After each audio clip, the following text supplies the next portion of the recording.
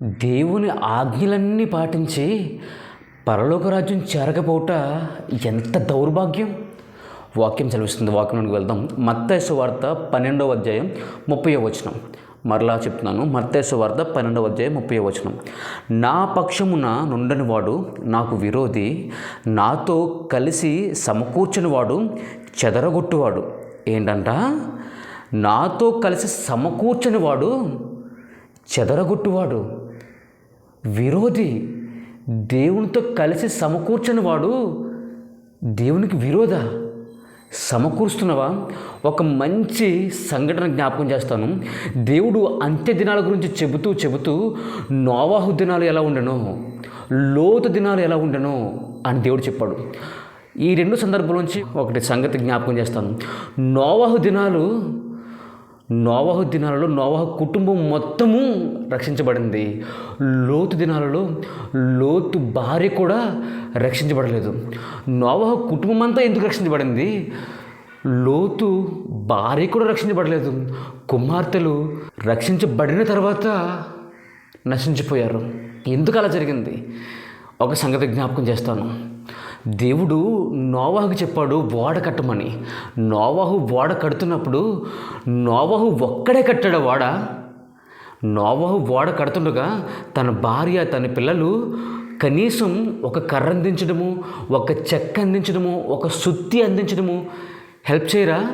ఖచ్చితంగా చేసే ఉంటారు కదా. అది మనకు అర్థమవుతుంది కదా. నోవాహు కడుతున్న రక్షణ అనే ఓడలో వీళ్ళందరూ కూడా పరిచారకులు అయ్యారు, పరిచర్య చేశారు. యాక్చువల్గా వాక్యం ప్రకారము నోవాహు ఒక్కడే నీతిమంతుడు. చూడండి ఒకసారి వాక్యం. ఆదికాండము 6వ అధ్యాయం 9వ వచనం నేను చదువుతాను. నోవాహు వంశవలిదే, నోవాహు నీతిపరుడును తన తరములో నిందారహితుడై ఉండెను. ఎవరు? నోవాహు కుటుంబం అంతా కాదు, కానీ ఎగ్జాక్ట్గా ఇదే సిచ్యువేషన్ లోతు సమయంలో కూడా ఏర్పడింది. ఇక్కడ నోవాహు ఒక్కడే నీతిమంతుడు, కానీ నోవాహు కుటుంబం అంతా పరిచారకులు అవడం వలన కుటుంబం మొత్తం రక్షించబడింది. లోతుకు కూడా అదే చెప్పాడు దేవుడు. లోతు, ఉగ్రత వచ్చేస్తుంది, నీవు నీ ఇంటి వారు ఇంకా ఎవరైనా ఉంటే వెళ్ళు, వారికి ప్రకటించు, రక్షించుకో అని చెప్పినప్పుడు లోతు కూడా వెళ్తాడు. అది కూడా ఒక్కసారి చూడండి. ఆదికాండము 19వ అధ్యాయము 14వ వచనం. లోతు బయటకు వెళ్ళి తన కుమార్తెలను పెండ్లాడనయున్న తన అల్లులతో మాట్లాడి, లెండి, ఈ చోట విడిచిపెట్టి రండి, యెహోవా ఈ పట్టణమును నాశనము చేయబోచున్నాడని చెప్పెను. అయితే అతడు తన అల్లుల దృష్టికి ఎగతాళి చేయువాని వలె నుండెను. వారు ఎగతాళి చేశారంట. వారెవరు మాట వినలేదు, రాలేదు. లోతు భార్య, కుమార్తెలు బయటకు వచ్చారు. కానీ బయటకు వచ్చిన తర్వాత కూడా లోతు తన భార్యను కోల్పోయాడు. దాటేసిన తర్వాత కుమార్తెలు చేయకూడని పాపం చేశారు. ఎందుకు? ఇక్కడ లోతు ఒక్కడే ప్రకటించాడు. లోతు ఒక్కడే వెళ్ళాడు ప్రకటించాడు. ఒక్కటి గుర్తుపెట్టుకుందాం ఈ రెండు సందర్భాల నుంచి. లోతు సువార్తను ప్రకటించాడు. అక్కడ రక్షణ అనే ఓడ సిద్ధపరచుటలో నోవాహు కుటుంబం మొత్తము సహకరించారు. యేసయ్య భూమి మీద ఉన్నప్పుడు యేసయ్య యుద్ధకు ఒకడు వచ్చి, ధనవంతుడు వచ్చి, ప్రభువా పరలోక రాజ్యము చేరాలంటే ఏం చేయాలి అని అడిగినప్పుడు ఆజ్ఞలన్నీ పాటించు అని దేవుడు చెప్పినప్పుడు, ప్రభువా నేను చిన్ననాటి నుంచి పాటిస్తున్నాను అని చెప్పినప్పుడు యేసయ్య అంటారు, అయితే నీ ఆస్తినంతా విడిచిపెట్టి నన్ను వెంబడించు అనగానే అతడు ముఖము చిన్నబుచ్చుకుని అక్కడి నుంచి వెళ్ళిపోతాడు. అర్థమవుతుందా? ఆజ్ఞలన్నీ పాటించిన ఆయనను వెంబడించకపోతే, ఆయనను వెంబడించడం అంటే ఆయన వెనకాల నడుచుకుంటూ వెళ్ళడమా? కాదు కదా. ఆయనను వెంబడించడం అంటే ఆయనకు సమకూర్చడం. అందుకు నేసే అంటాడు, నా పక్షంగా సమకూర్చని వాడు చెదరగొట్టువాడు నాకు విరోధి. ఆయన పక్షంగా సమకూర్చే పనిలో నువ్వు పని చెయ్యకపోతే, సువార్తలో పాలుపంపులు పొందకపోతే, సంఘ కార్యక్రమాల్లో పాలుపంపులు పొందకపోతే ఆయన పక్షంగా సమకూర్చిన వాడు ఎలా అవుతావు?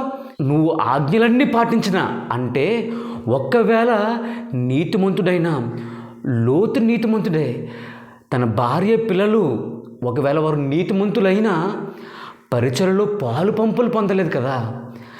ఇక్కడ నోవాహు ఒక్కడే నీతిమంతులుగా తీర్చబడ్డాడు. నోవాహు కుటుంబం అంతా నీతిమంతులుగా తీర్చబడలేదు. అయినా వారు పరిచర్యలో పాలు పంపులు పొందారు. పరిచర్య చేసి చేసి దేవుని మాటకు లోబడి దేవుని యొక్క బాధ్యతలు ఎరిగిన వారై వారందరూ రక్షించబడ్డారు.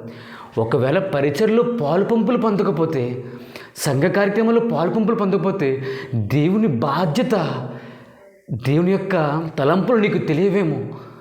దేవుని పరిచర్యలో పాలుపంపులు పోతే ఆయన బాధ్యత నీకు ఎలా తెలుసుద్ది?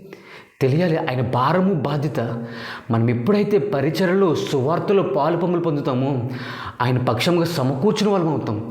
లేకపోతే మనం ఎంత పర్ఫెక్ట్గా ఉన్నా, ఆజ్ఞలన్నీ పాటించేసినా ఆయన పక్షంగా సమకూర్చకపోతే ఆయన చెప్తున్నాడు, నాకు విరోధి ఎవడు దేవునికి? సాతాను. ఆయనకు విరోధులమా?